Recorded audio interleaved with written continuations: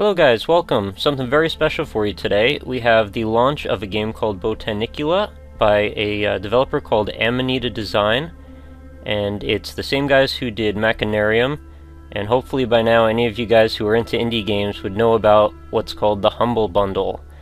It's a terrific package that lets you get a whole bunch of games, in this case really amazing games, for very cheap. So if you haven't heard of it, what it is there are a bunch of games. In this case there's Botanicula, Machinarium, Samorost 2, and then also a movie called Kooky, and a game called Windosill.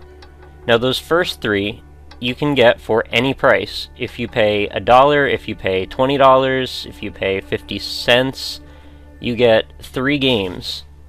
And those games are actually going to be cross-platform compatible, so you can play them on Linux, you can play them on Mac or Windows, of course. And they also let you support charity. You can actually divide up your payment amongst any of the 3 possibilities here: developers, World Land Trust, a charity, and you can tip the Humble Bundle developers any amount you choose out of the amount you choose to pay. And if you pay a whole bunch, you actually end up on the top contributors list, which is kind of cool, so you actually get recognized for it. So, in this pack, as I said, you get a total of 3 games right off the bat, but you also, if you pay above the average, which at the time of me recording this is $8.77, so pay $9, you get an extra game, and a terrific game in this case, and a full-length movie by the same development team that did Machinarium and Botanicula. So I'm actually letting some of the gameplay run in the background. This is Botanicula, and it's a point-and-click adventure with some puzzle elements, really great aesthetic, visual design, and some really great sound design also, I noticed. I also found the characters just very likable, and combined with the animation style, and it's very accessible. I think anybody could pretty much pick this up and get into it without much trouble. I don't foresee that this is going to be a particularly brutal game to play through as far as difficulty goes, but you never know, maybe I'm wrong. The puzzles towards the beginning of the game were pretty trial and error and not anything too hard. So this might be a great game for anybody of all ages. So the first part of the game has me finding a set of 3 feathers on this tree here to try and give them back to this large rock-like bird insect that seems to have crashed and blocked our way.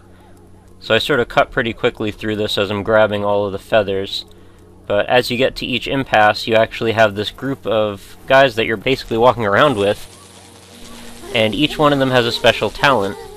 So you can sort of use their talents in different ways to get through each spot. So in this case, the feather's trapped in a hole. Fat guy's obviously not going to do it. He makes it in, but then this bumblebee thing brings him back around.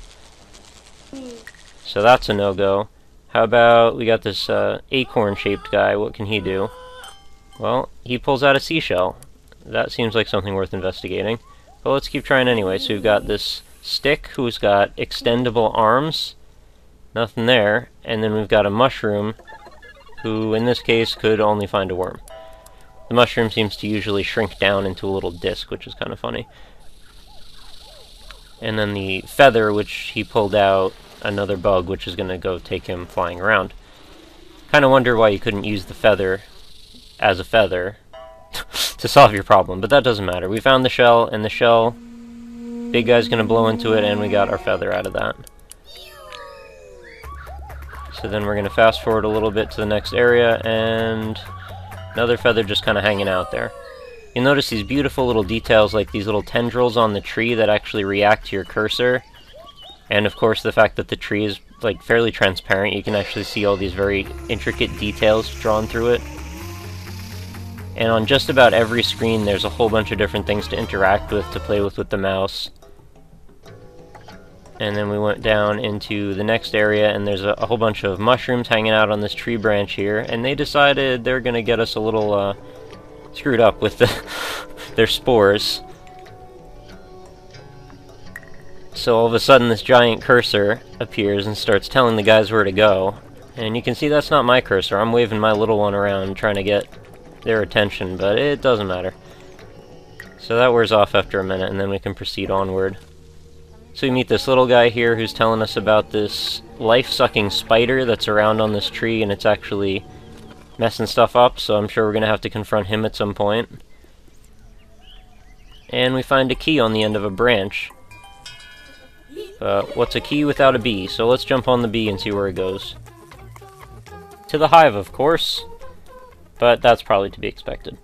Anyway, that'll do it for Botanicula. And up next we've got Samorost 2, which made a very strange squeaky balloon sound as the title screen came up. I didn't try the first Samrost, but after playing a little bit of this one, I'm sure I'm going to be. It's got a very unique visual design, just like Botanicula had.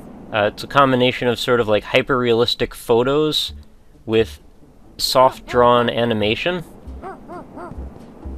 And it's a really interesting combination, actually. I haven't seen a whole lot that looks like this. So the premise is fairly simple. At least it starts out fairly simple. I'm sure it's not going to stay that way for long. You're this little guy hanging out in your house, and these space aliens land on your island, and they decide they're going to be malicious little aliens, and they're going to pick your pears and start eating them. And they're just kind of jerks. So I figure, being the protagonist mouse wielder, let's get the dog involved. What can he do? So we'll click on the dog house. And unfortunately for the dog, those aliens are a little more malicious than I expected, so they're going to take him along. And I wake up in my house just in time to see what's going on. I'm not quite sure what's going on at all, so okay, they just left with my dog. It's time to follow them. Thank goodness I have a rocket built into my house, of course. Note the particularly awesome music that's playing in the background. I know it's very quiet, but check it out with the no commentary and listen to it. It's very cool.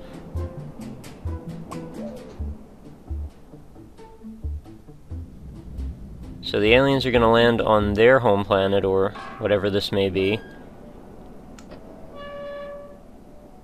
And they got this little robot guy who operates the door here, so if you knock him on the head, he's going to open that gate for us. But unfortunately, I don't have a way to knock him on the head, so I'm going to get out and see if I can look around. That tree right there has some other plans. So I'll see what I can touch here to make the situation a little better. How about we grab this bug and drop him on this branch? Oh good, he's a nibbler. He's going to nibble right through that branch and I'm going to get right down, no problem. So, cut to the next scene. We've got, looks like a little house and some strange, I don't know, anteater looking guys sitting on a log there who are actually siphoning some water out. So we're going to have to make do with what we've got here and try to find a way to find some kind of tool or something we can grab to bonk that robot on the head so we can follow those aliens. Found a cork and plug that up. Through a sequence of events, I managed to get something that I could hit the robot with and make my way down. So then we're going to play with some potato bugs in this cave, and that'll pretty much do it for that one. Next, Machinarium. If you haven't played this by now, shame on you. This is an amazing, beautiful game. Again, outstanding art and sound direction. I mean, that's really consistent with the studio. They've pretty much done nothing but good stuff on that. So a little bit of setup. There's a, looks like a junk robot, scrap kind of flying ship. Gonna drop off a whole bunch of junk in a junkyard. And unfortunately for us, we're part of that junk. So, there's our body. And Joseph the robot needs to get himself back together, so we're gonna put him back together real fast. And we're going to see what we can do to maybe get our leg back. That little bug right there seems to really like that clown, so we're going to stretch up and grab it and eat it, and then give it to him back. Because that's how Joseph rolls, he eats stuff. And he's got our leg, thankfully. So then we've got everything but our arm left. We're back, and then we're going to cross this little gap with a makeshift magnet and string that's going to let us grab our arm.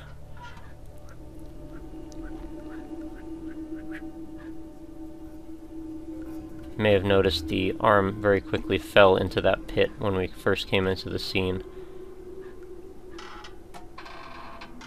And there we go. And off we go on our journey. So we're headed back to wherever we came from, and he's got a hat. And last but not least, possibly one of my favorites of the group here, amazing little Vector Park made puzzle game called Windosill. Beautiful vector aesthetic, everything's very smooth, everything's got a sense of physics and weight to it, and just about everything's interactive and very quirky and very abstract, which is something I really like.